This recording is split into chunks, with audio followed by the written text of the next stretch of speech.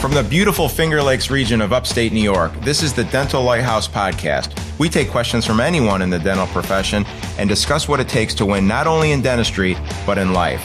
Business, leadership, relationships, parenting, health and wellness, money management, nothing is off limits on the Dental Lighthouse Podcast. I'm Jason Tenori, your host, and have over 20 years of experience to pull from. Learn from my mistakes and let me help you collapse time so you can become the best version of yourself. Yo! Welcome back. Dr. Jason here at Dental Lighthouse Podcast. And, I decided to unpack some of the emails and text messages that I get today. Haven't done this in a while. And sometimes I feel like we as dentists feel better about ourselves when we realize that other people are dealing with similar issues to us. And, I get a chance to see it like every day with me getting messages about, Jason, how would you handle this? Or Jason, how would you handle that? But I'm going to read this email to you guys, and then I'll go back and I'll unpack bits and pieces of it, and kind of go from there. So this is what I would normally do in responding to someone. I just find that it's easier for me to respond via video or an audio clip, as opposed to writing this long, elaborate email. So instead of just sending this recording to this particular doctor, I'm going to obviously send it to him, but I also thought I'd share it as a podcast recording so we can all maybe benefit a little bit from it. So let me just read the email in its entirety, and then I'll break it down. Hi, Jason. I just read your most recent blog post. My most recent blog post was on the difference between peer-to-peer accountability and triangular accountability. So that's what this message comes from. Hi, Jason. I just read your most recent blog post. I have a receptionist who has been with us for almost 2 years. She has had an issue with using her phone at the beginning of her employment, which triggered a write-up. I completely forgot about the reason for her write-up until I was looking at her file this morning. After that first write-up, she improved, but had issues personally that bled into her work and attitude. We've tried to alleviate her workload to allow her to handle her personal issues. That has mostly resolved, but the phone issue has become a problem for the last few months. I didn't realize it at the time, but I was relying on triangular accountability up front. I just found out how bad her phone issue was last week when I was doing a one-on-one with another receptionist, and then confirmed it with the front desk lead. The receptionist and front desk lead that I did one-on-ones with suggested that this person is on their phone way too much. I did a documented recorded verbal warning with her on Friday, yet the other receptionist continues to see her on her phone, ... So this is a real issue, right? I mean, it's an issue that we all kind of face in one level or another. So let's first, before we kind of dive into specific feedback for this person, let's do a review on the difference between peer-to-peer accountability and triangular accountability. So triangular accountability is when someone on your team sees or notices a behavior in someone else and reports it to you as the leader. So in this particular case, Mary, who's, let's say, the treatment coordinator at the front desk, sees Julie, who's the greeting coordinator, patient advocate, on her phone constantly. And instead of Mary going to Julie and saying, "Hey, Julie, ... and we'll talk about the verbiage here, but basically put away your phone. Julie doesn't want, which one's Julie and which one's Mary? Instead of the treatment coordinator who's not on her phone going to the person that is on their phone and having a conversation with that person about their phone use, instead goes to either you as the owner dentist, which is typically the situation, some of these smaller practices, maybe if you have like a team of like 5 to 8, most people are coming to you, or could even be going to the office manager. So this person comes to you and says, "Hey, doc, I just wanted you to know that so-and-so's on her phone most of the day." And first off, you want to be grateful that this person feels comfortable coming to you, right? But now this is kind of thrown in your lap and now you have to do something, right? So then you need to find, get specific details about the phone use from this person. And you now need to reserve a time to go talk to this person. And there's a lot of things that happen. Typically, you're not going to find an available time within the next couple of days.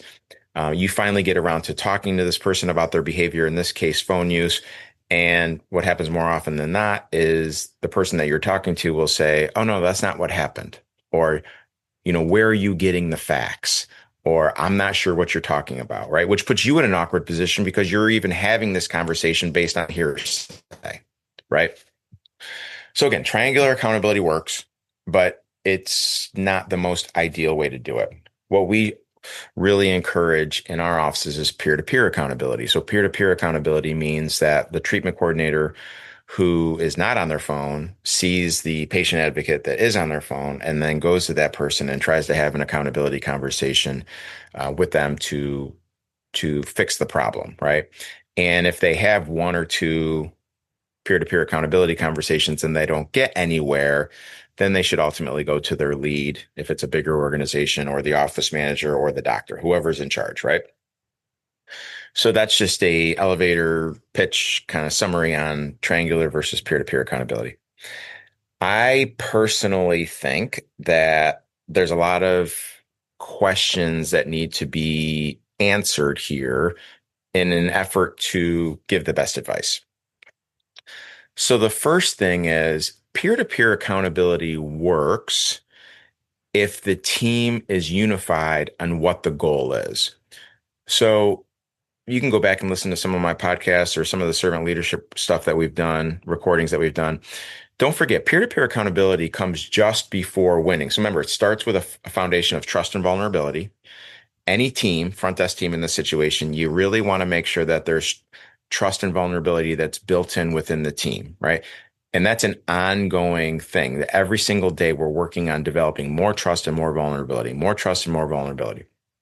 Once we do trust and vulnerability, once we have a level of trust and vulnerability, we can have healthy debate. So when we're at team meetings, when we're in one-on-ones, we can have an open and honest conversation with each other. We can respect each other's opinion. We can get our opinion across, what have you. The next layer of this pyramid, this model is commitment. Like once we have this healthy debate, we all agree to commit to something, right? And then once we commit to something, we hold each other accountable, peer-to-peer accountability.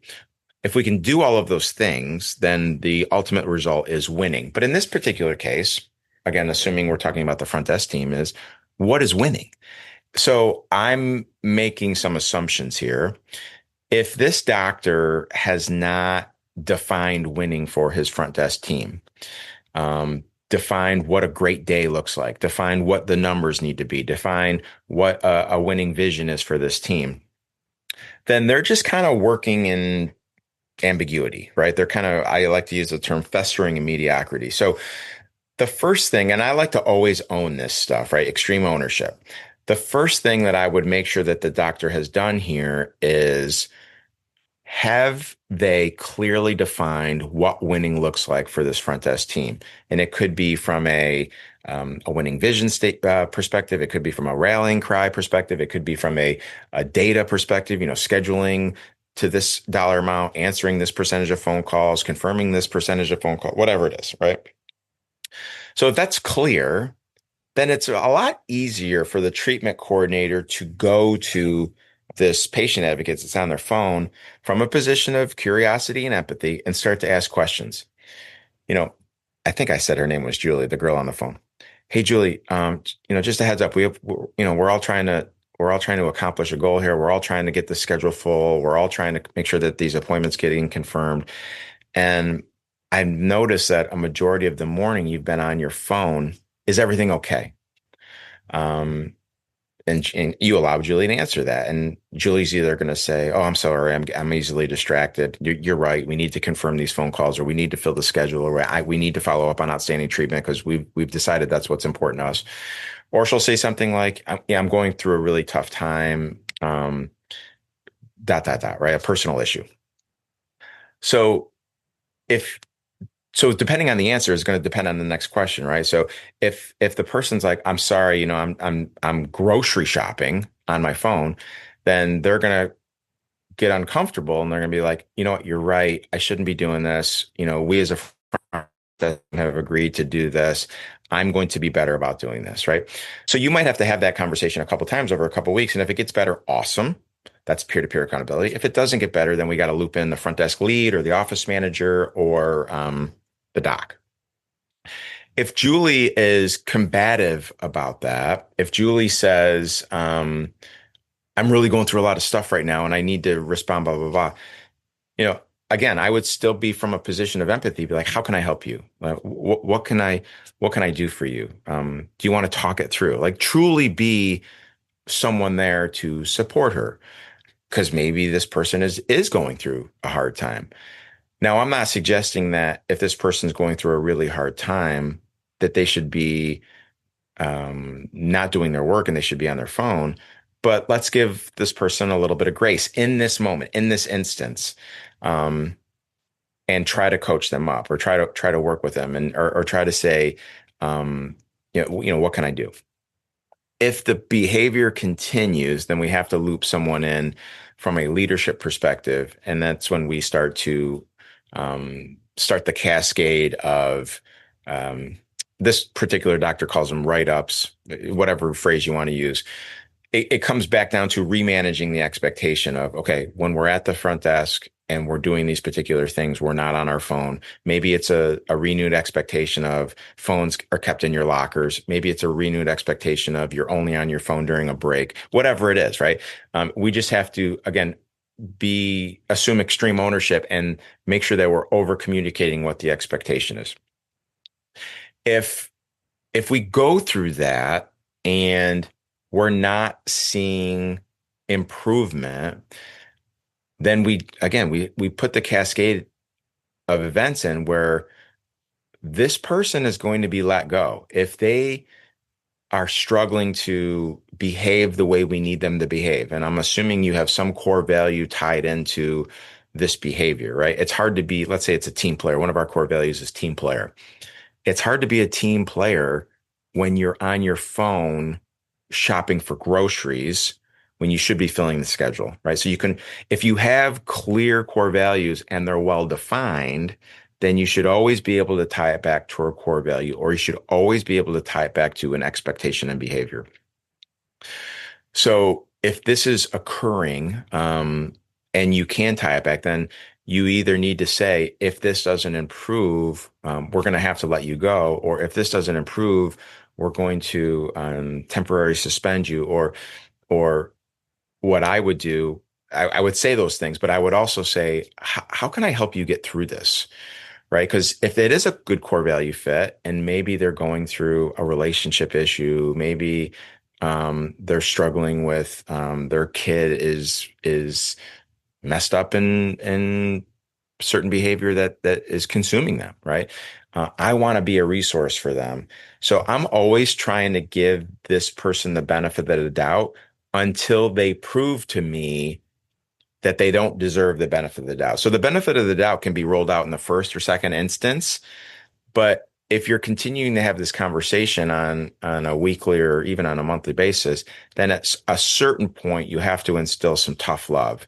You have to make sure that you're protecting the morale of the rest of the team. Because how do you think the rest of the team feels when this particular person is dragging or is not pulling their weight, is causing the rest of the team to do more than they're supposed to do? You've already alluded to in your email that you've redistributed tasks to lighten up the load for this person.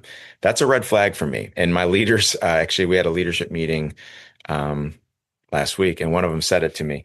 One of them said it out loud, which they've heard me say 100 times, which is, if we start to recreate systems to make up for someone's inadequacies, we probably have hired the wrong person, or we probably have the wrong person in this seat. And it's so true. How often do we realize someone's not doing what we need them to do, not doing what the seat calls for?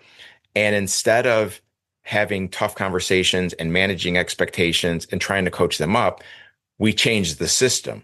We say, oh, okay, if you're not able to do what I need you to do, then I'll just take X, Y, and Z off of your plate and give it to my rock star Mary. Now, what does that do? That that prevents you from being honest with the person you're dealing with, and it puts more on Mary's plate. Now, I can't say this is going to happen 100% of the time, but when you take tasks away from someone who's inadequate, who's incompetent, who's possibly not a good core value, who's a B minus C plus player, and you give them to your rock star, your A player, your person that you know can do all of these things, a level of resentment will develop. There's no doubt in my mind. And when you start to ask your superstars to not only do their job at a high level, but also do the C player's job because you don't have the courage to do the hard things, to have the honest conversations, to possibly let this person go, free up their future in an effort for them to hopefully realize that they got some shit that they need to work on, then you're just kicking the can. And what will ultimately happen is this level of resentment will set in and you're going to have more than just one problem on your hands. So I hope that this is helpful, both for my listeners that are listening to this podcast. And again, I'll send this recording to this dentist that shot me the email. These are hard conversations, right? And these are hard things to deal with, but just reset the standard. Make sure you know what the standard is. And again, the standard could be the core values, well-defined. It could be what we do with our phones during the day. It could be the expectation on phone use throughout the day. So reset the standard, coach this person up to try to get to where they need to be. Show them a little bit of grace at the beginning. Be very empathetic and see how you can help them get through whatever situation they're in. But after 2 or 3 sessions of you doing that, if they're going to continue to abuse your grace, then you need to show up with some tough love, not change the system. You need to show up with some tough love for the betterment of your team and your culture and your morale, and ultimately let this person go. So hopefully that helps. If anyone out there has questions like this, don't hesitate to shoot me a text message or an email. My contact information is on the website. And talk to you soon. Thank you. That wraps up another episode of the Dental Lighthouse podcast. You have a choice today. Choose to be a lighthouse. Lighthouses are powerful and steadfast. They are beacons of light for others to reference when life gets turbulent. Go out into the world today and become a lighthouse for someone. Give more than you get. True joy comes from serving others. Start today. I'm Jason Tenori, your host. Thank you for listening to the Dental Lighthouse podcast. For more information, podcast show notes, or links to anything that we have discussed today, please check out our website, thedentallighthouse.com. We would love to hear from you. If you would like to get on the show, please email us at podcast@thedentallighthouse.com.